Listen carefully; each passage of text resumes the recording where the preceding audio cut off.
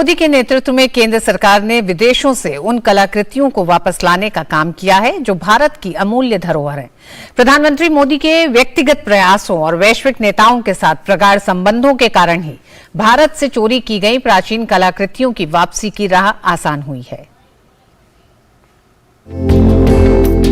भारत दुनिया भर में कहीं भी संकट में फंसे अपने नागरिकों को वापस लाने में कोई कसर नहीं छोड़ता है और ठीक उसी तरह भारत देश की सांस्कृतिक गौरव को आगे बढ़ाते हुए विदेशों से अपनी खोई और चुराई हुई विरासत को वापस लाना भी निश्चित रूप से नहीं भूला है।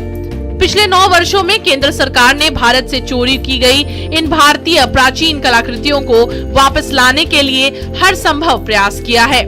सरकार के इन प्रयासों से ही इनकी वापसी संभव हो रही है।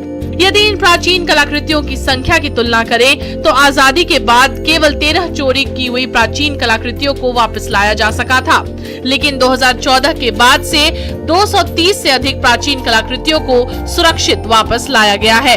230 से ज्यादा इस 9 साल में भारत लाए गए हैं और भी ये साल 2023 एंडिंग तक और भी आने वाला है, क्योंकि एक कंटिन्यूएशन एफर्ट्स के कारण, एक कमिटमेंट के कारण, नरेंद्र मोदी जी के प्रयास के कारण इतना एंटीक्विटीज विदेशों से भारत लाए गए हैं।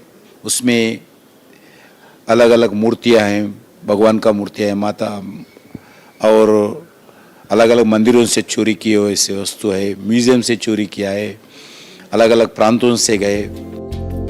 प्रधानमंत्री नरेंद्र मोदी के व्यक्तिगत प्रयासों और वैश्विक नेताओं के साथ प्रगाढ़ होते संबंधों के चलते भारत से चोरी की गई प्राचीन कलाकृतियों की वापसी की राह आसान हो चुकी है। भारत से मधुर होते संबंधों के चलते अब कई देश इन कलाकृतियों को सहजता से भारत को सौंप रहे हैं।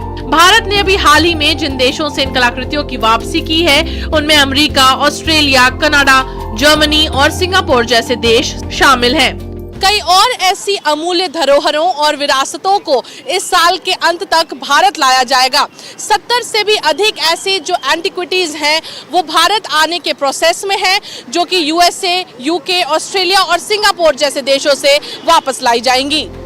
भारत ने न केवल इनकी वापसी की बल्कि इन ऐतिहासिक मूर्तियों, कलाकृतियों को उनके सही स्थान पर पहुंचाने का काम भी किया है। कनाडा की राजधानी ओटावा से प्राप्त देवी अन्नपूर्णा की मूर्ति को वाराणसी में काशी विश्वनाथ मंदिर के प्रांगण में स्थापित करने का कार्य किया गया।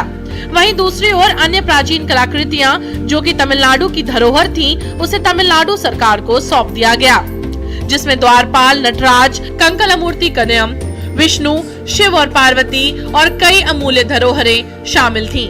मेघना देव की रिपोर्ट, डीडी न्यूज।